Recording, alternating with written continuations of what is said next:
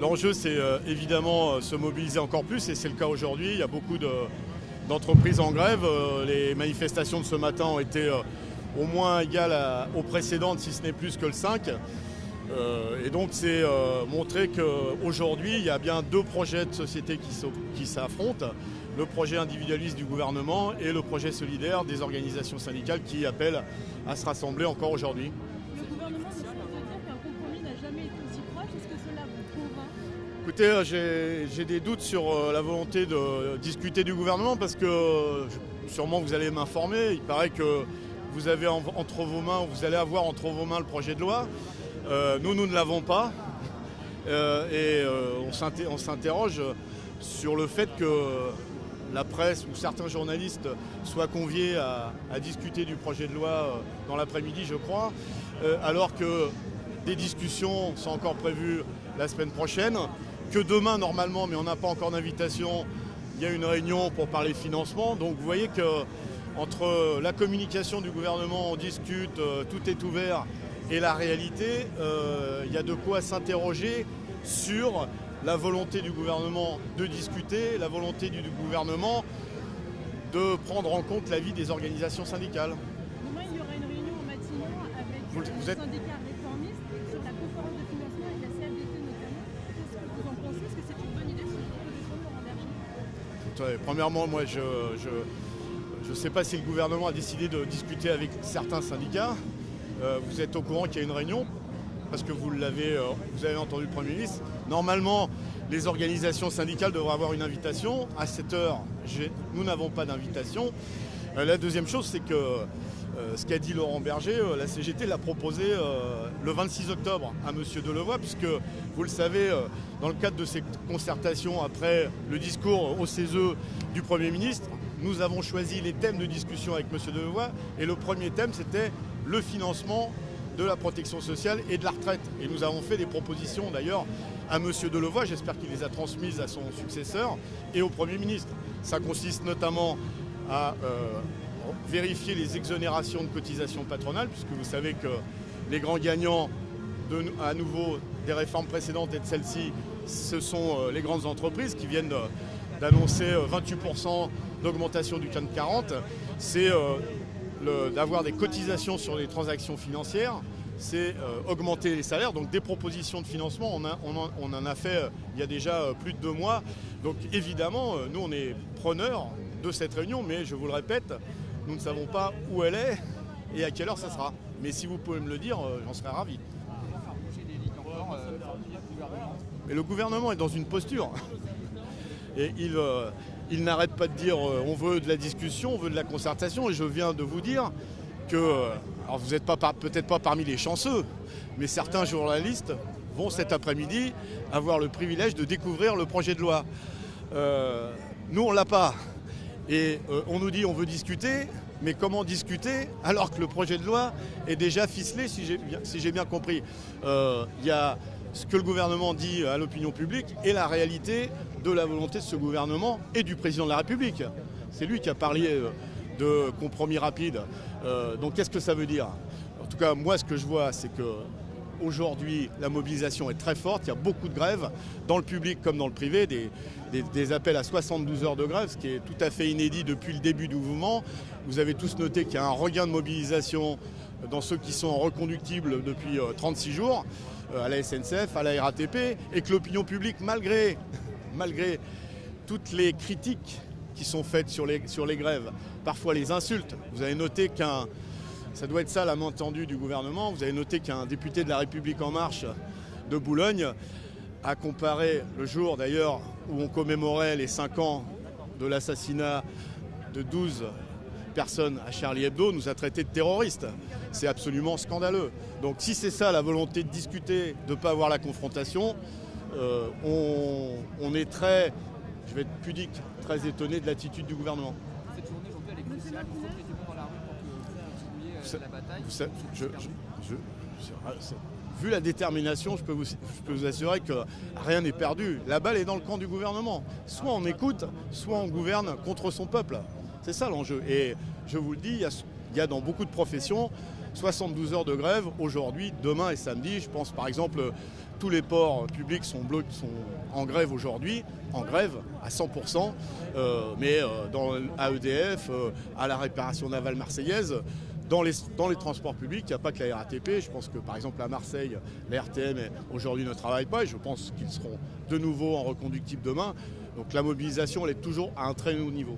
La guerre d'usure menée par le gouvernement, la stratégie du pourrissement, vous pensez que ça peut durer? Vous avez les moyens de résister à ça pendant longtemps? Écoutez, chaque jour qui passe, vous nous posez la même question. Et chaque jour qui passe, il y a des gens en grève. Dans les temps forts, il y a beaucoup de gens en grève. En plus, là, c'est la rentrée pour beaucoup dans l'éducation, par exemple, les taux de grévistes sont importants. Et le gouvernement a une attitude qui est pour le moins provocatrice. Le gouvernement parle en permanence de la nécessité de faire des économies. Cette réforme s'inscrit dans cette nécessité-là. Est-ce que vous lui répondez? Ce qui prouve que ce n'est pas une réforme de justice, que c'est une réforme budgétaire. C'est dans la continuité des gouvernements précédents. Le nouveau monde, on ne le voit pas beaucoup arriver. La nouvelle façon de faire de la politique, c'est dans la continuité de leurs prédécesseurs. Eux s'étaient attaqués au système actuel en réduisant les ressources, en allongeant la durée de cotisation. L'âge pivot, il existe déjà. L'âge pivot, il existe déjà. Pourquoi les gens partent aujourd'hui à près de 64 ans? C'est parce que si on part à 62 ans, on n'a pas les moyens de vivre avec sa retraite. Et donc c'est là-dessus qu'il faut revenir. Que les gens, quand ils partent à la retraite, ils aient les moyens. Donc réduire les périodes de référence pour prendre en compte les années, nous proposons 10 ans, c'est ça. Merci à vous.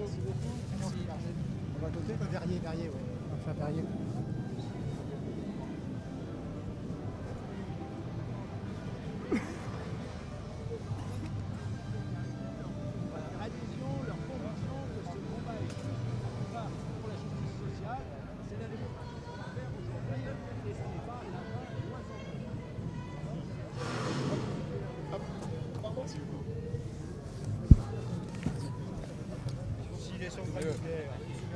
La charge. Bonjour. Vous avez bon espoir encore de faire reculer le gouvernement, le projet de loi? Attends, on va attendre que tout le monde soit là. Ah oui, c'est ok. Pour vous quand même. Ouais, on va attendre d'être signé. Oui, j'ai bon espoir qu'on soit entendu parce que les premières remontées montrent que la mobilisation, elle est encore là. Le gouvernement, s'il pariait sur l'épuisement, l'épuisement, il n'est pas là. L'adhésion interprofessionnelle, c'est-à-dire de tous les corps de métier, j'ai lancé un appel solennel aux salariés, jeunes, moins jeunes, femmes, hommes, de tout corps de métier. C'est ça qui est important pour que ceux qui ont pu reconduire la grève, qui ont reconduit la grève depuis le 5 décembre et pour lesquels, évidemment, c'est difficile parce que pour certains, c'est un mois de salaire pratiquement qui va disparaître, il était important que tous les salariés dans tous les secteurs d'activité, dans le secteur privé, montrent qu'ils adhèrent complètement à la justice, à la justesse de ce combat, à la justice sociale. Nous défendons un projet de... Excusez-moi. Nous défendons le droit à la retraite et nous défendons le système de retraite aujourd'hui. J'ai lancé un sondage, par exemple. J'ai posé ça comme question puisqu'on nous dit tout le temps, on utilise des sondages pour opposer les uns aux autres. On nous a dit, est-ce que vous êtes pour la suppression des régimes spéciaux?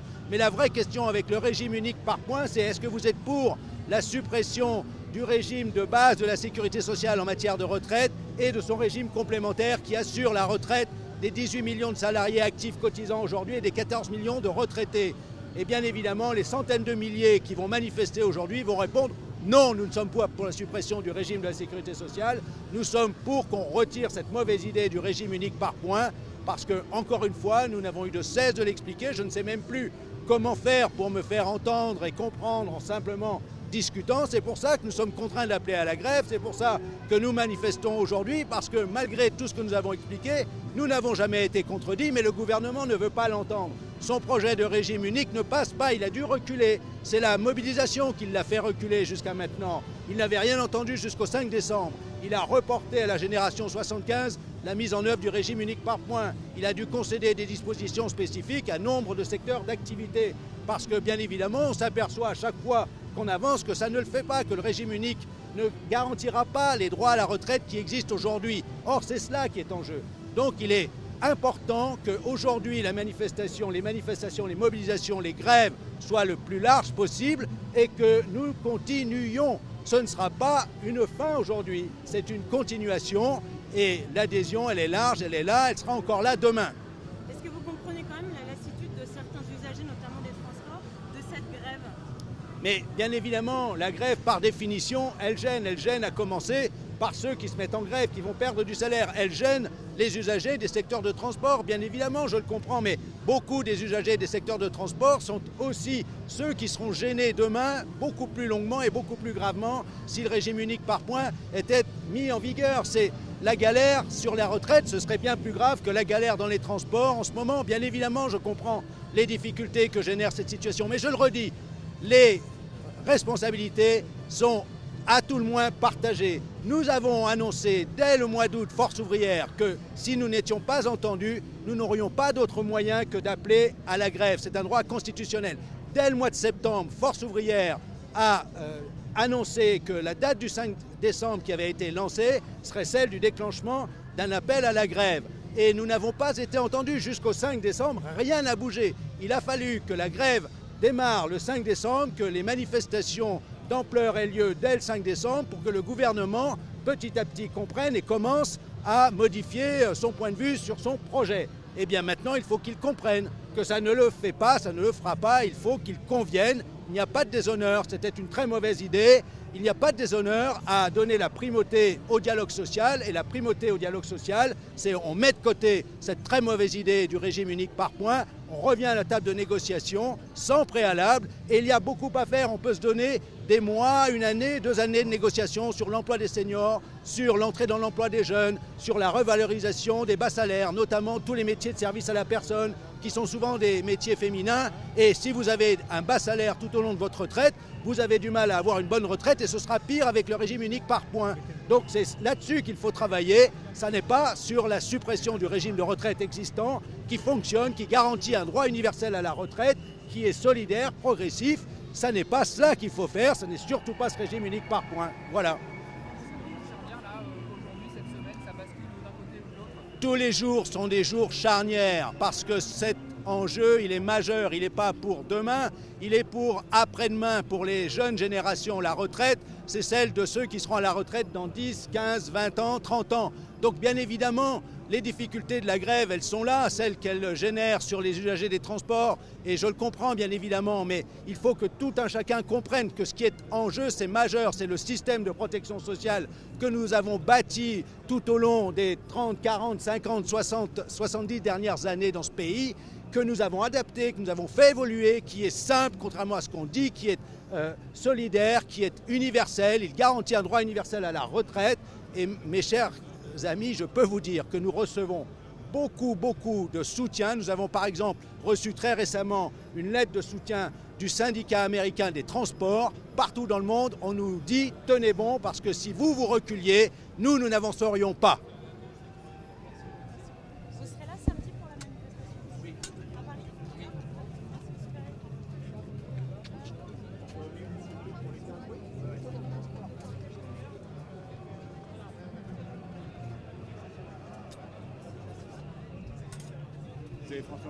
Oui, bien sûr. Pardon, excuse-moi. Peut-être qu'il pourra aller jusqu'à 60 milliards en organisant la convergence de fait du régime du public vers le régime du privé dans des conditions qui ne sont pas préparées. C'est le gouvernement qui crée les déséquilibres financiers et qui après vient vers nous en nous demandant de les régler. Vous avouerez que c'est quand même un peu culotté. Merci. Donc la CFE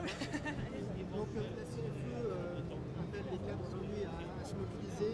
Vous pensez que les journées tests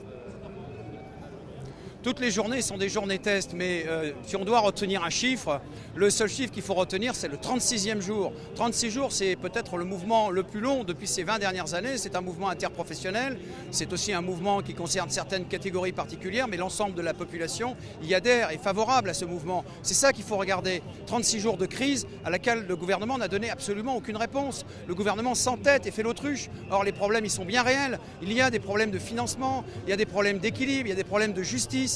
Il y a des carrières qui sont maltraitées, les carrières ascendantes sont maltraitées dans le futur régime. Les carrières des femmes, incomplètes avec des enfants, sont particulièrement maltraitées dans la proposition qui nous est faite. Donc toutes ces questions-là méritent d'être discutées. Et aujourd'hui, le gouvernement est droit dans ses bottes. Jusqu'au 11 décembre, il fallait rien dire parce que soi-disant rien n'était figé. Et depuis le 11 décembre, eh bien, il n'y a plus rien à rajouter parce que de toute façon, rien ne changera. Ah, franchement, on nous amuse, on nous prend pour qui? On nous prend pour des bus. Et donc 36 jours aujourd'hui pour dire au gouvernement, vous ne respectez pas la population et vous ne respectez pas les organisations qui les représentent. Justement, le gouvernement, le projet de loi va être discuté au Conseil des ministres. Vous avez l'impression encore que vous pouvez peser sur ce projet de loi? Bon, on peut toujours peser, parce qu'après il y a des phases législatives. À tout moment d'exercice de la démocratie, il faut peser. Mais vous avouerez quand même, il y a lieu d'être amer de se retrouver aujourd'hui, là, le 9 janvier, après 36 jours de conflit, 3 grands défilés dans la rue, 36 jours de grève pour certains, et être toujours au même point avec le gouvernement qui s'entête, qui nous balade, qui prétend faire des ouvertures, qui n'en fait pas, qui ne remet pas en question son projet sur aucun des points que nous avons soulevés comme étant des points dangereux. C'est une réforme totalement idéologique dont le seul objectif est de diminuer le volume total des pensions dans le PIB. Il n'y a pas d'autre objectif que celui-là. Eh bien que le gouvernement le dise, qu'il nous dise la vérité, mais qu'il n'habite pas son projet de soi-disant des facettes sociales et tout ça. Tout ça, c'est du pipeau. La vérité, elle est dans le projet économique. C'est un projet de réduction des pensions.